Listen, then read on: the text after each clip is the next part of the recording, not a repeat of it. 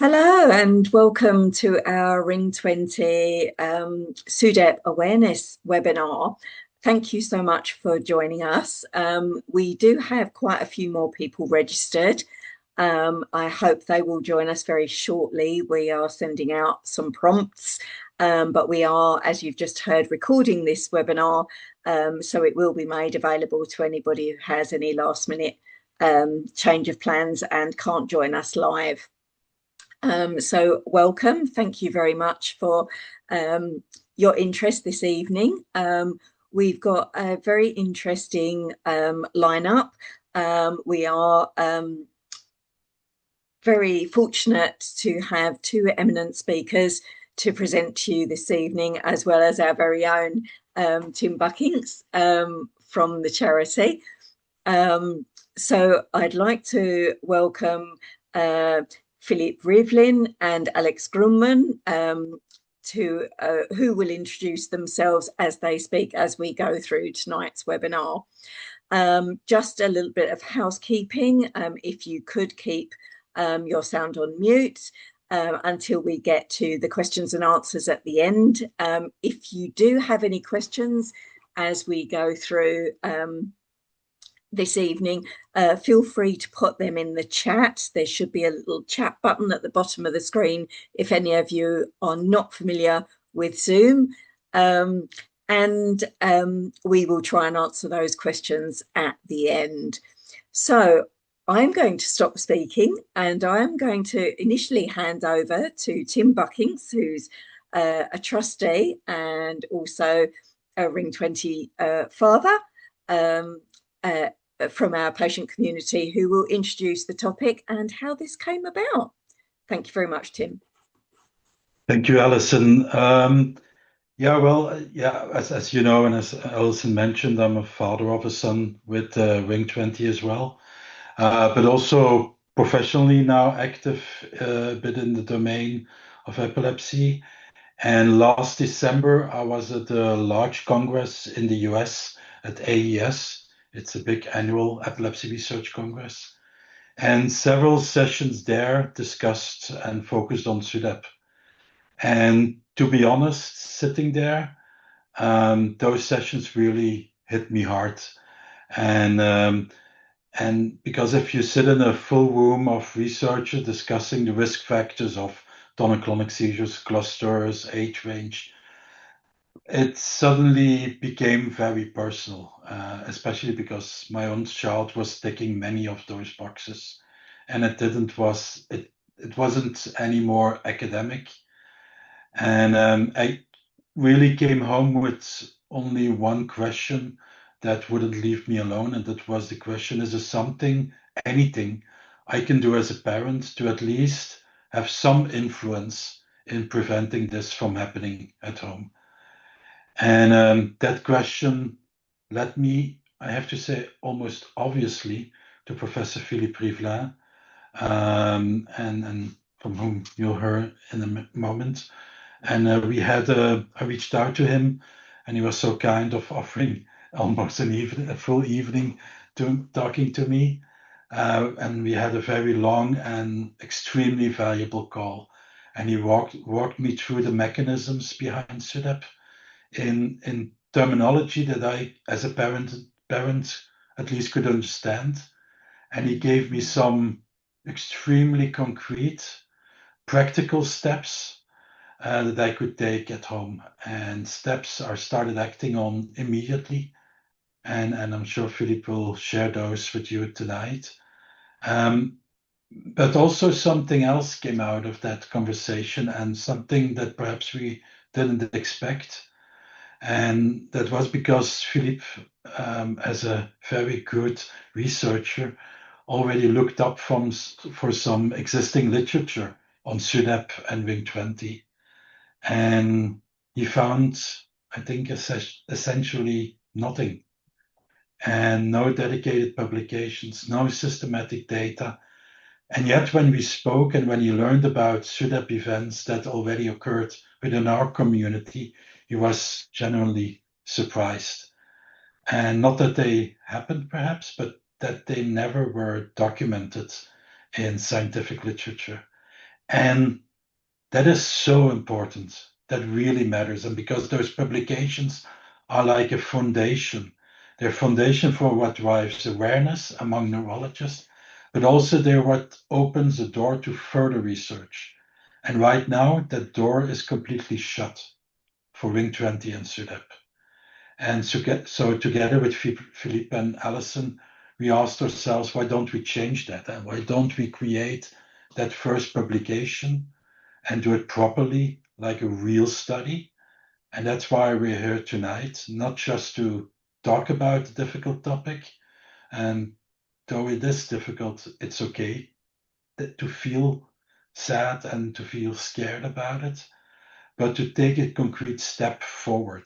And as a community, because the knowledge that exists among us with these researchers in our lived experiences as families, combined with the scientific rigor that Philippe and Alex bring, that combination is exactly what's needed to make sure that this information doesn't stay invisible to the professionals, but also the wider community. And I'm sure Alex will also talk about what the study will look like and what participation involves and what the timelines and things like that. But I really want to communicate why we are doing this. Started as a parent's big worry, it turned into a conversation, and tonight with all of us, it will become something much bigger. And that's why I already thank all of you already, and I'll hand over, I think, to Philippe. Thank you so much, Tim. That was such a powerful introduction. And thank you also, Alison, for inviting me. It's a difficult topic, as you emphasize, but let me start with a very clear message. We have the capacity together to prevent most SUDEP today. Not all, but most. And the first step to prevention is information. And this is true that the topic is so sensitive that most physicians do not dare talking about it with their patient and the caregiver. And because of that, they just hamper the capacity to offer effective prevention. And I always say to my colleague, if you want to discuss this topic, you need to discuss it within the framework of prevention. Yes, there is a risk, like the risk of being killed in a car accident, but that's why you need to put a seat belt. You don't eliminate the risk, you reduce it dramatically. It's exactly the same. So we need to talk about it. And you know, in my research over here, I had the chance, because it's a chance, to have a conversation with many bereaved families that were left completely in the dark prior to the loss of their loved one, but also after.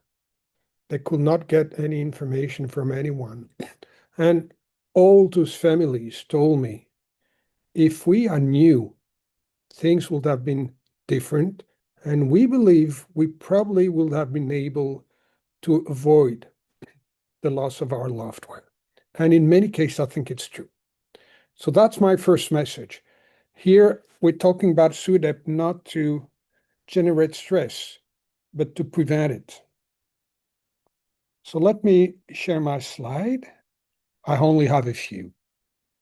The first, of course, is to make clear what is a SUDEP. It has a definition.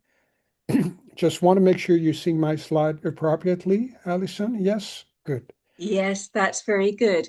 I was just wondering, sorry, it's my Yes, sure. mistake, but should we quickly launch the polls before you share your slides? My very initial poll, just to find out about people's understanding of SUDEP. Whatever, you're coordinating this webinar. Just tell me what I need to do. So you want me to remove the slide for the moment and go for a poll? Just one moment, and because sure. I should have launched the polls at the polls. Okay. So we've got a very brief poll, and this is my mistake, not Philippe's. just for everybody on the call, we just wanted to understand before we provide you with lots of information, what you know about SUDEP. So if you could answer the first poll as to whether you have heard about SUDEP. Can everybody see the poll? Yep. And the second question, if you have, do you understand what SUDEP is? Very, very simple. We'll just give that a moment, because we're going to come back at the end and see whether this webinar has been helpful to you.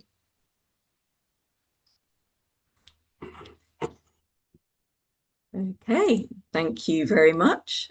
And I can share the results with everybody. So yes, everybody here has heard about SUDEP, which is good. But we have a mixed response about understanding of SUDEP. So I think back over to you, Philippe, and hopefully you can explain things better. Thank you. Thank you, Alison. So we back on my slide, and again, I want to make sure you see them. You do? Yes. So this is a definition of a SUDEP. SUDEP means sudden unexpected death in epilepsy person. And it might be witness or not. Most of the time it's not witness.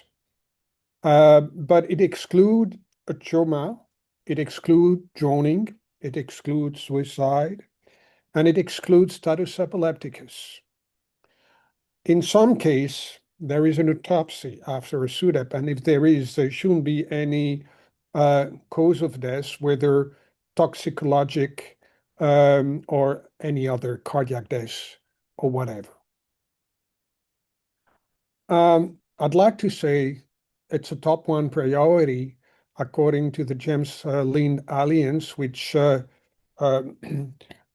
is responsible for putting together this priority setting partnership between professional and a patient representative.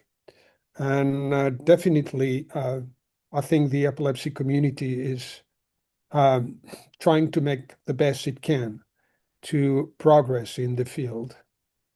Now, fortunately, it's rare in general.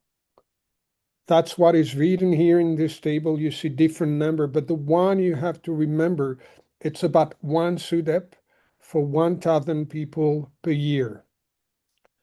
Rare enough, even though it's, of course, too many. This is an adult. In children, it's unclear because some work have shown much lower rate, 0.2, 0.3 for 1,000 patients per year, but others find the same number than in adult.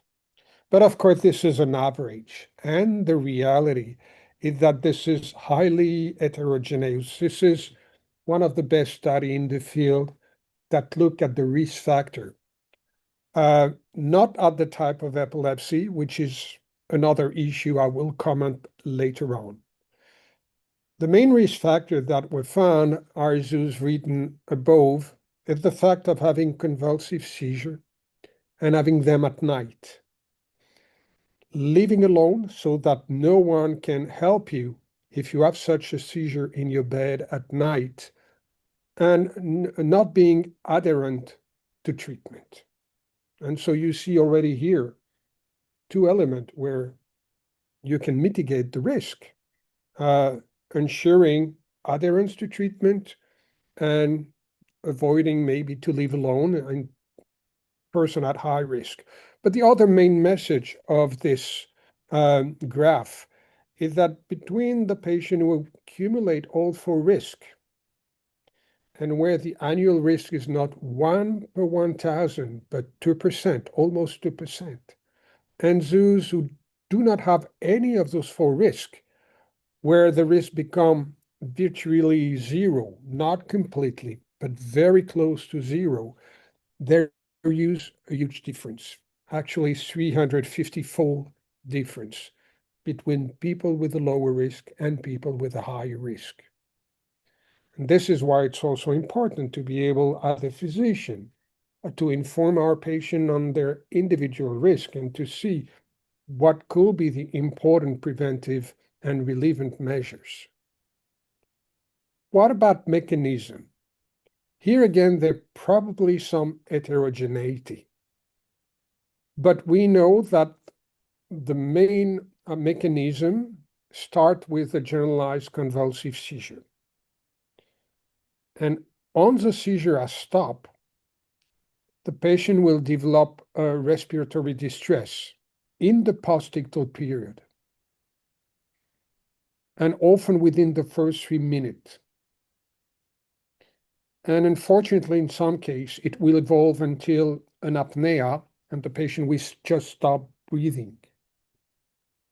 And of course, after a number of minutes of not breathing, then the heart will stop. But the main point, it's primarily a respiratory disorder that occurs after the seizure, triggered by the convulsive seizure. And it appears that in most cases, if there is an intervention, simple intervention of a caregiver or anyone else, putting back the patient on the side from the prone position, because it's not breathing here, but most of the time, the person who will die of a seizure is prone in its bed, you will prevent the SUDEP with this simple measure, just stimulating, repositioning the patient. As simple as that. But of course, there need to be someone.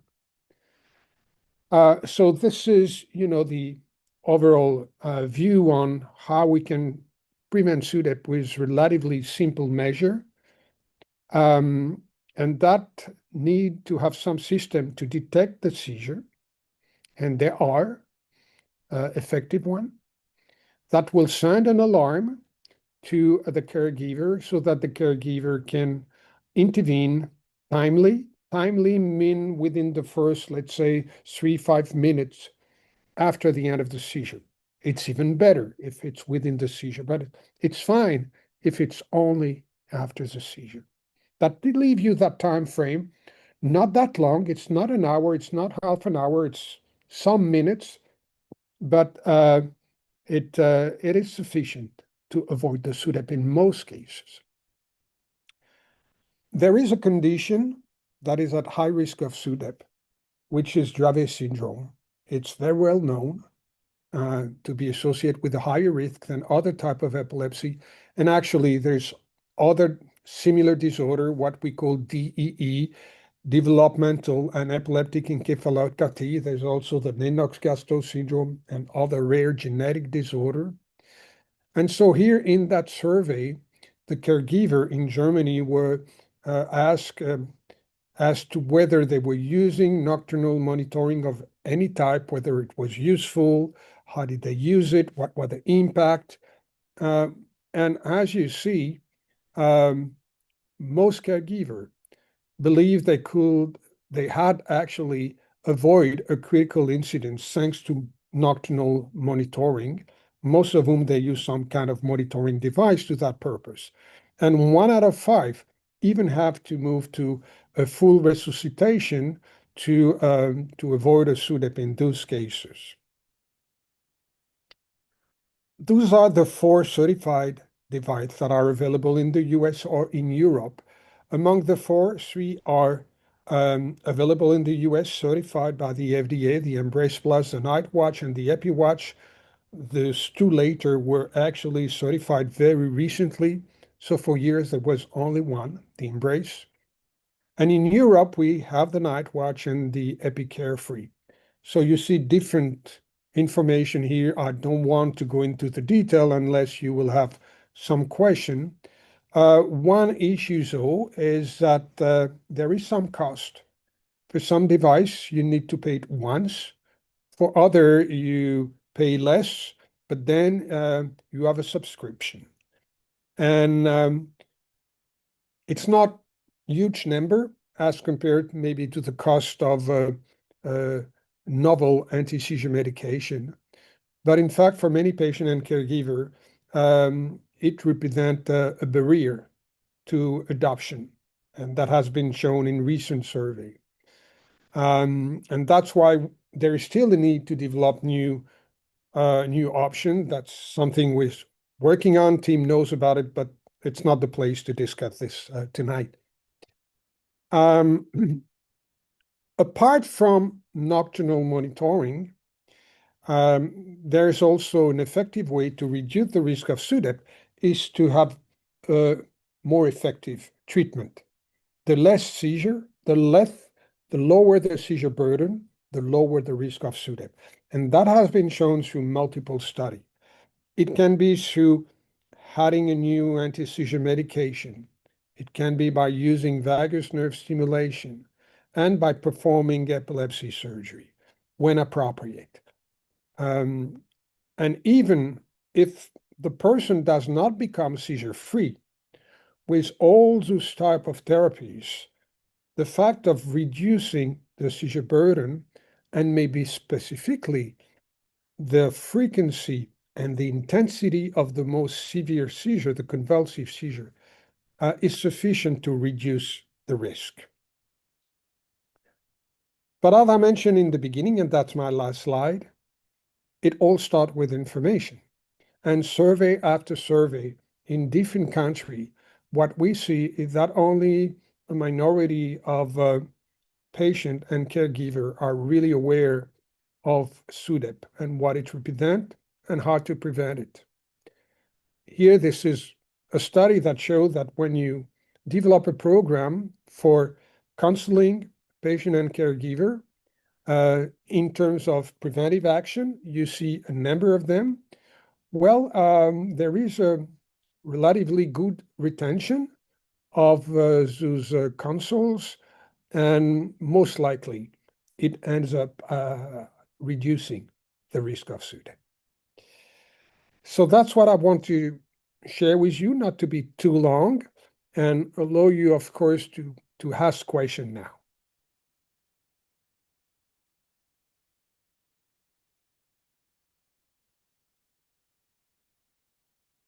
Thank you very much, Philippe. I believe Brenda has a question. So I have been sleeping in the same room as my son for the past year. And this began because he was coming to me during the night, every couple of hours, startled and from whatever he's experiencing. And I just felt like I'm not sleeping very well if he's coming to my room frequently to wake me up. So I just started sleeping in his room, and I have noticed he does have fairly frequent nocturnal seizures, and where you can tell he's probably not breathing. And so I will move him, and then I hear him kind of gasp. But they've monitored this in the hospital. It kind of happens when he has a spike wave event. He will desaturate, they call it, or something. But then his O2 goes back up again. So I've noticed it happens. And then when you see it in the hospital, you go, yeah, that's typically what he does at home. But he does eventually start breathing again. So, but the monitoring I'm interested in, because maybe I can go back to sleeping in my own room. I would like that very much. So, yeah. Do you say the Embrace is good? And the Embrace kit in America, in the United States? No, it's very, very good question. I might not have all the response, but let me give you a few. First, as Tim has emphasized, we have no information on in Ring20, and it's such a specific epilepsy that we cannot ascertain whether the mechanism of SUDEP in ring chromosome 20 the same as in epilepsy in general, or could it happen that there will be a risk outside the occurrence of a generalized convulsive seizure?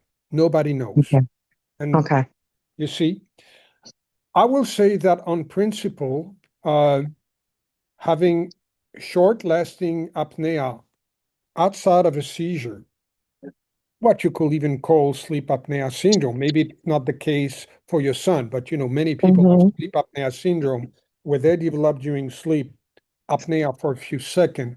I think this is very unlikely to result in SUDEP. I cannot guarantee there is risk zero, but I think it's probably a very, very limited risk as compared to the apnea that occurred after a generalized concussion. Okay. Now, if you're still concerned, and I can very well understand why, then the monitoring, the appropriate monitoring will be one that will monitor SpO2 rather than seizure. Maybe the two can be combined, but monitoring SpO2 will probably more reassuring to you. It's a little bit out of my expertise to be able to tell you what will be the appropriate device to do that in the less invasive possible way so that your son could sleep normally with such a device. But I do believe there exists a device for SpO2. Okay. Well, I'll definitely look into it because, of course, I think his psychologist told me you could do like a baby monitor and, sleep in your own room and listen to the baby monitor. But patients with ring chromosome 20 disorder, they tend to have really frightening nightmares. And I think that's going along with the seizure. That's why he would come looking for me in the middle of the night.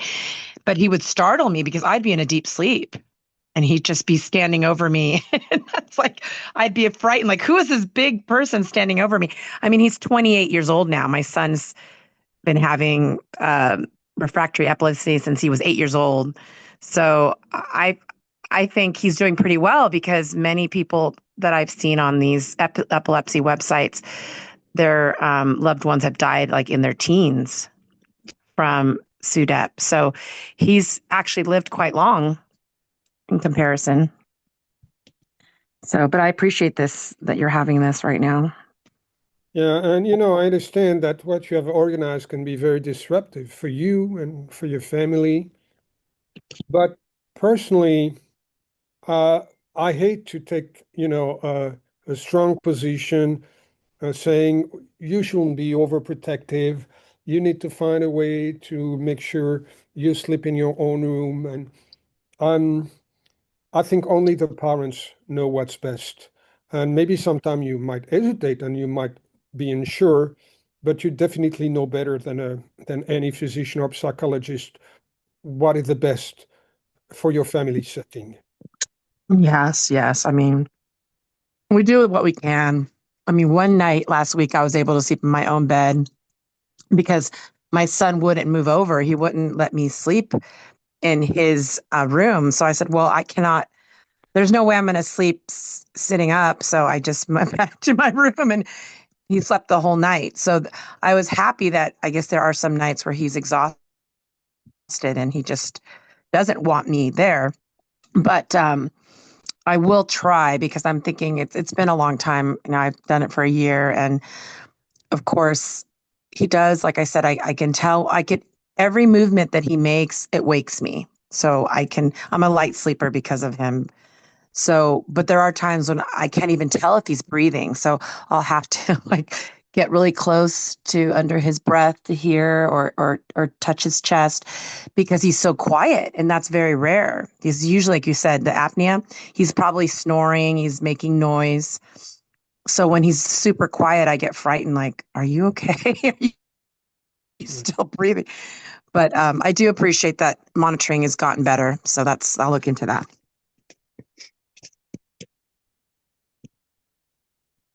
Oh, thank you.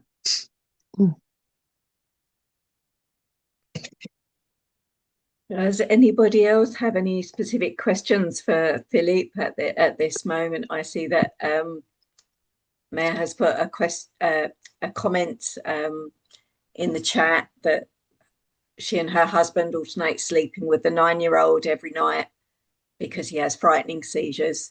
I think this is very typical of Ring20. Those seizures can be incredibly frightening to witness. Yes. What else did he say about? Now, Dravet syndrome, my son was tested for Dravet syndrome because he presented and they didn't know about ring chromosome 20 back in, 2009, whenever it was. Have you noticed, is it similar? It's just because, or what's the other one? Lennox-Gastaut. They thought he had Lennox-Gastaut as well. But is that the main thing, is that they just present with difficult to control seizures? Is that why they think people could have that? Yes, I mean, all those syndromes share severe seizures, different types of seizures. So that's why, especially in the past when there were genetic tests available, physician could hesitate between those different syndromes. Especially if it was not a typical Dravet or a typical Lennox-Gastaut, so they wouldn't be sure, but they will, they will suggest that it could be one of those. And I'm not surprised that this could have been mentioned for a patient with ring chromosome 20 that was undiagnosed at the time. But still, it's different condition. And the seizures are not exactly the same. And there's also, of course, specific, very prolonged seizures in ring chromosome 20 that are very specific to it. Yes, and I think it's more difficult too because my son has many comorbid disorders, and he's also on the autism spectrum. And when he turned 18, they believed he had some kind of schizophrenia, affective disorder. So there's just so many things that go on with my son. So it's very complicated. And I tell people, look, if your son or daughter is atypical, then just be grateful because I have to guess a lot of times what is going on with him. And I think recently they diagnosed him also with migraines this past February. So now that's another medicine I have to give him and be aware of. So it's very distressing. Just every few years, something new happens and it changes everything again. So we do the best we can. Thank you, Brenda, and thank you, Philippe. So I don't see any more hands up or any more questions in the chat. So I think let's hand over to Alex to explain a little bit more about the study that we're going to launch. Yes, lovely to be talking to everyone. So the idea behind the study was, that obviously we are sort of starting from kind of the beginning in terms of Ring20 and SUDEP. So it was to establish kind of where things are in terms of risk factors and things that are present within the community, the steps that people are taking, in terms of monitoring or interventions and precautions at home, and what the kind of awareness and communication from the sort of teams looking after them would be. And so there's a survey, hopefully a reasonably easy to complete and short section of questions to go through that kind of explore those different areas around SUDEP as it relates to Ring20. I'm going to share my screen and hope that kind of a live demonstration of me logging in works well. So can everyone see this screen with the password and survey on? Yes, I see it. I'm hoping yes. Fantastic. So I think that the link for this will be shared shortly, and then logging in with Ring20 as a password, you should come through and see kind of an initial section of answers. These, again, the aim is that all of the questions are multiple choice, and as you can click through, there's sort of lots of options that you can select for each one. There's a few, if I come down onto the next page, I think it would be. And so there are some short text-based responses that are entirely optional and need to be completed in kind of as much or as little detail as people want to. They're not kind of the main aim of the survey, but we recognize that people may want to provide additional information. We've kept them broken up into sections so that each one is hopefully relatively straightforward, and then it's just coming through to the end and clicking submit, and then that will go through and be collated.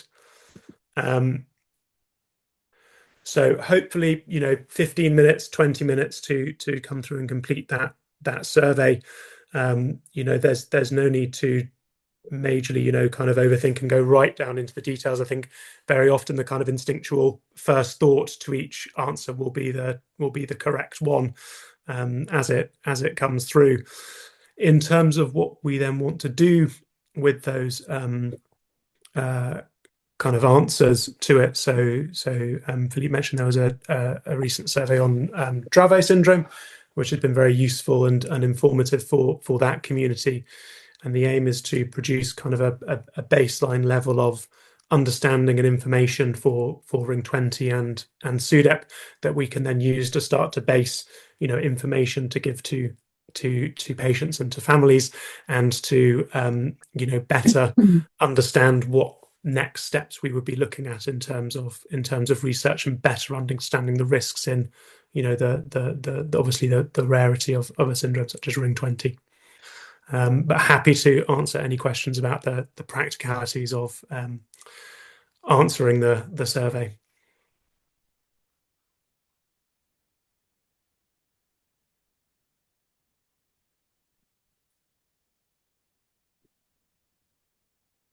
Perhaps. Well, I would like to participate. When is this going to happen? So I think that as we'll be sharing a sort of a bit more background information and a link to the survey with the, again, passwords and details on that. The survey will stay open for a month, but obviously, strike while the iron is hot and get the answers in quickly while the topic is fresh in your mind would be very beneficial to us. Once that survey is in and kind of things have closed, we then aim to get kind of an initial analysis and paper together over a period of 2 to 3 months, with then hopefully that working its way through the kind of subsequent submission process after that. Though obviously, as with all these things, the more responses we get, the more engagement we get, the better that process is in terms of the strength of any paper we were able to put forward.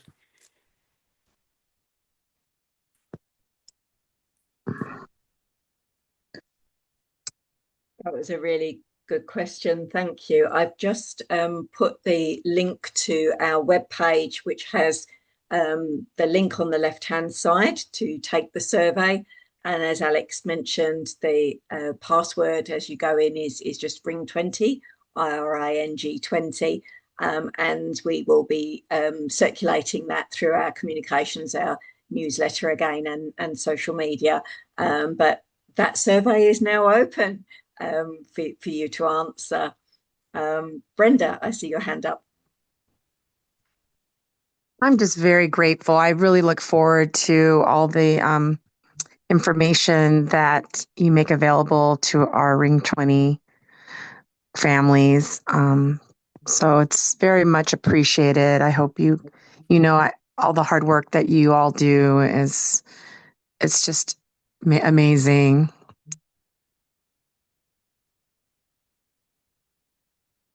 Thank you, Brenda. That's very kind. Does anybody else have any questions about the survey? I just want to add, for the recording and for those who are unable to join us, or for anyone who's on the call for whom English isn't a first language, this recording will go onto our website, and anybody can watch this recording by selecting the settings and setting the captions to their own language. And so you can get some automated subtitles that translate what's been said in this webinar today. So that will, I hope, will help for some international participation. However, the survey is in English, but as we always have tried to do, as many of you may remember from our last survey, our Ring20 champions, we have several of them who reside in different countries or speak different languages as their native language.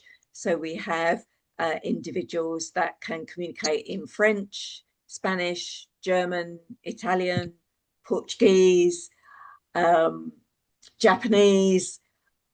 I've forgotten several languages who could potentially help with translating results. So if you have any questions, do reach out to your Ring20 champion, or if you don't know who that is, you can reach out via myself or Tim, and we will signpost you to the right place.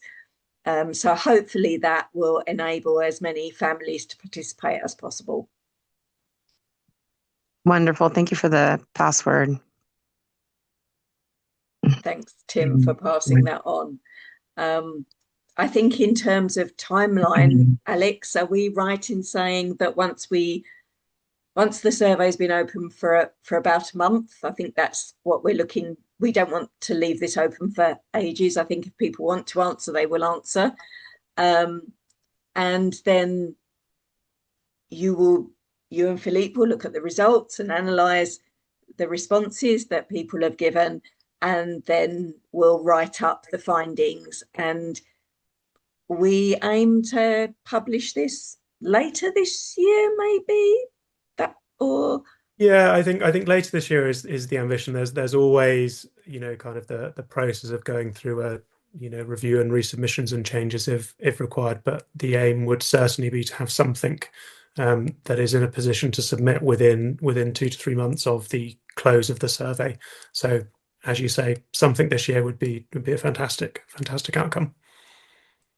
Yeah, and that would be great, because we have our Ring20 Families Conference. For those of you that have not seen the initial announcement for Save the Date, at the very end of October this year. So wouldn't it be fantastic if we had some results to be able to present by then, and really hopefully help people to improve understanding and see what learnings we can get from this.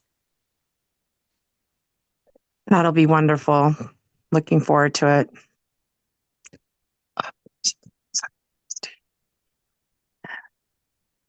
Does anybody else have any other questions for any of our panel on the call, any of our speakers? Not that comes to mind right now. You guys really put the information very easily to understand. So let's see, current status, alive. Thank you. So what I'm going to do is launch our final poll. Hopefully you can all see that. And we'd just like to understand whether this webinar today has improved your understanding of SUDEP.